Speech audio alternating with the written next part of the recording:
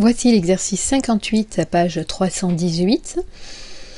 On dispose de 3 dés à 6 faces, numérotés de 1 à 6. Le dé numéro 1 est un dé équilibré, ça veut dire qu'il est non truqué. Le dé numéro 2 est truqué et on vous donne sa loi de probabilité. Voilà la probabilité, les chances d'obtenir chacune des faces. Le dé numéro 3 est aussi truqué et voilà la probabilité d'obtenir chacune des faces. Quel dé faut-il choisir pour que la probabilité d'obtenir un chiffre impair soit la plus élevée? Alors, il y a une petite partie modélisation dans cet exercice, c'est à nous de choisir le nom de l'événement et puis ensuite de travailler avec lui. Alors, si on appelle A l'événement obtenir un chiffre impair, on veut la probabilité de A. Comment obtient-on la probabilité d'un événement? Dans la leçon, on a vu qu'il fallait d'abord faire la liste des résultats qui vérifient l'événement et ensuite ajouter les probabilités.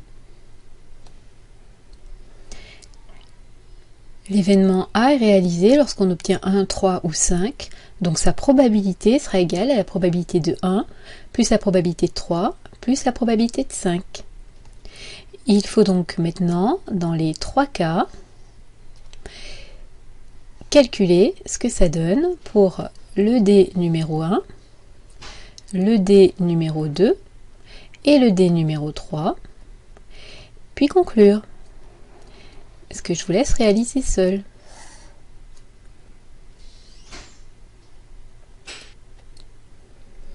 Alors, vérifions. Dans le cas numéro 1, le dé est équilibré. On ne nous a pas donné son tableau pour sa loi de probabilité. C'est à vous de l'avoir en tête et de le réécrire. Quand un dé est équilibré, ça veut dire que chacune des issues a les mêmes chances d'être obtenue. La probabilité de chacune des faces est donc 1/6.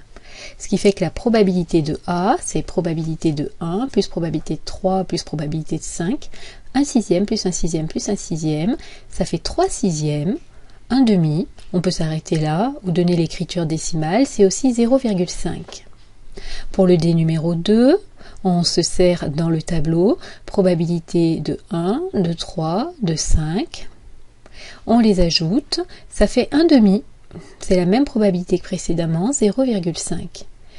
Et pour notre dé numéro 3, on se sert aussi dans le tableau, probabilité de 1 plus probabilité de 3 plus probabilité de 5.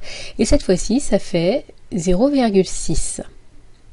Donc, si on nous demande quel dé faut-il choisir pour que la probabilité d'obtenir un chiffre impair soit la plus élevée, on peut répondre que la probabilité de l'événement est la plus élevée pour le dé numéro 3.